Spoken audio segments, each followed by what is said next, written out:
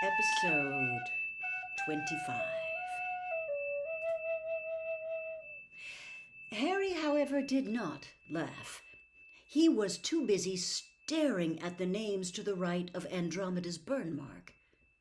A double line of gold embroidery linked Narcissa Black with Lucius Malfoy, and a single vertical gold line from their names led to the name Draco. "You're related to the Malfoys." "The pure blood families are all interrelated," said Sirius.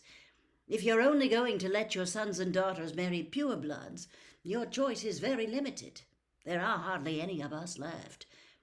Molly and I are cousins by marriage, and Arthur's something like my second cousin once removed. But there's no point looking for them on here. If ever a family was a bunch of blood traitors, it's the Weasleys." But Harry was now looking at the name to the left of Andromeda's burn, Bellatrix Black, which was connected by a double line to Rodolphus Lestrange. "Lestrange," Harry said aloud. The name had stirred something in his memory. He knew it from somewhere, but for a moment he couldn't think where, though it gave him an odd, creeping sensation in the pit of his stomach. "They're in Azkaban," said Sirius shortly. Harry looked at him curiously. "Bellatrix and her husband Rodolphus came in with Barty Crouch, Jr.," said Sirius in the same brusque voice. "Rodolphus's brother Rabistan was with them too." And Harry remembered. He had seen Bellatrix Lestrange inside Dumbledore's pensieve, the strange device in which thoughts and memories could be stored. A tall, dark woman with heavy-lidded eyes, who had stood at her trial and proclaimed her continuing allegiance to Lord Voldemort, her pride that she had tried to find him after his downfall, and her conviction that she would one day be rewarded for her loyalty.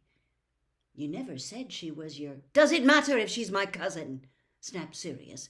"As far as I'm concerned, they're not my family. She's certainly not my family. I haven't seen her since I was your age, unless you count a glimpse of her coming into Azkaban. Do you think I'm proud of having relatives like her?" "Sorry," said Harry quickly. "I didn't mean— I was just surprised, that's all."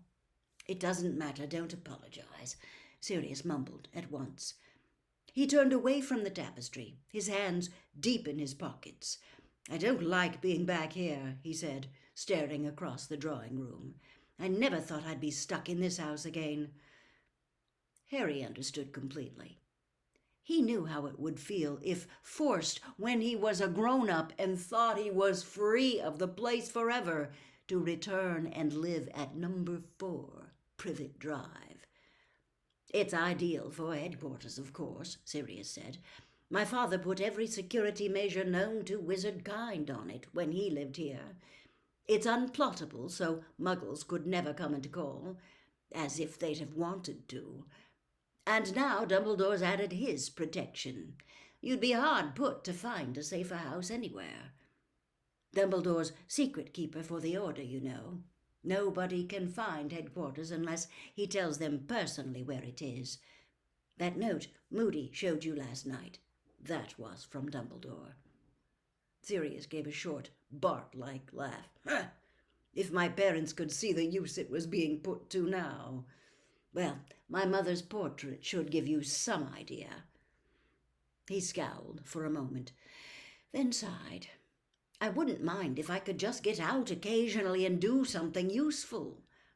I've asked Dumbledore whether I can escort you to your hearing, as Snuffles, obviously, so I can give you a bit of moral support. What do you think?" Harry felt as though his stomach had sunk through the dusty carpet. He had not thought about the hearing once since dinner the previous evening. In the excitement of being back with people he liked best, of hearing everything that was going on, it had completely flown his mind. At Sirius's words, however, the crushing sense of dread returned to him. He stared at Hermione and the Weasleys, all tucking into their sandwiches, and thought how he would feel if they went back to Hogwarts without him. "Don't worry," Sirius said. Harry looked up and realized that Sirius had been watching him. "I'm sure they're going to clear you. There's definitely something in the International Statute of Secrecy about being allowed to use magic to save your own life." "But if they expel me," said Harry quietly, "can I come back here and live with you?" Sirius smiled sadly. "We'll see. I'd feel a lot better about the hearing if I knew I didn't have to go back to the Dursleys," Harry pressed him. "They must be bad if you prefer this place," said Sirius gloomily. "Hurry up, you two, or there won't be any food left," Mrs. Weasley called. Sirius heaved another great sigh, cast a dark look at the tapestry, and he and Harry went to join the others. Harry tried his best not to think about the hearing while they emptied the glass cabinets that afternoon. Fortunately for him, it was a job that required a lot of concentration, as many of the objects in there seemed very reluctant to leave their dusty shelves. Sirius sustained a bad bite from a silver snuff box. Within seconds, his bitten hand had developed an unpleasant, crusty covering like a tough brown glove. "It's okay," he said, examining his hand with interest before tapping it lightly with his wand and restoring its skin to normal. "Must be wart-cap powder in there."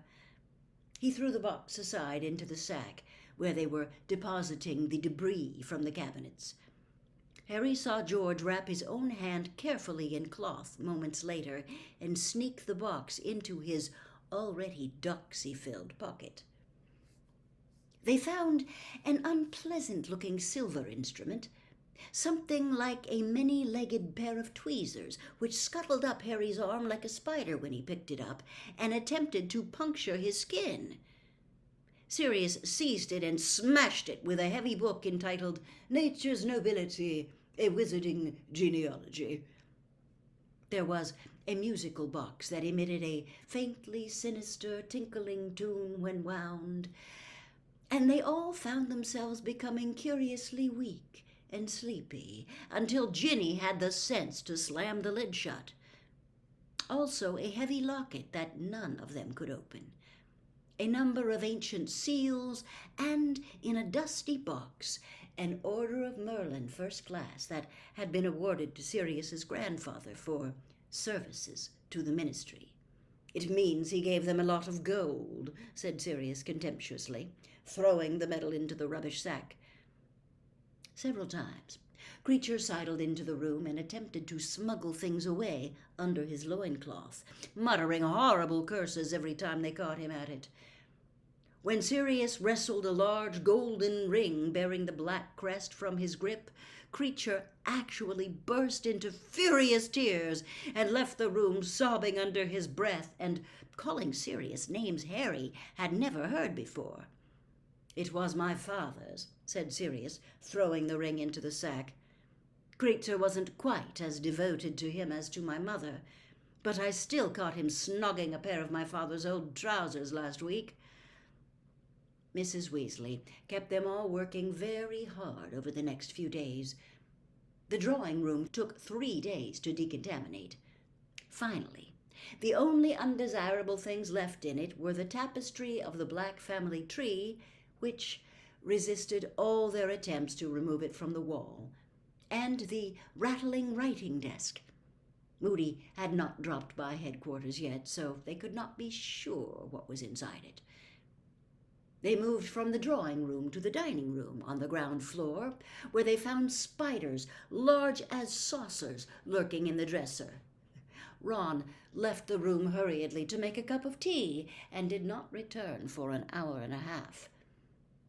The china, which bore the black crest and motto, were all thrown unceremoniously into a sack by Sirius, and the same fate met a set of old photographs in tarnished silver frames, all of whose occupants squealed shrilly as the glass covering them smashed.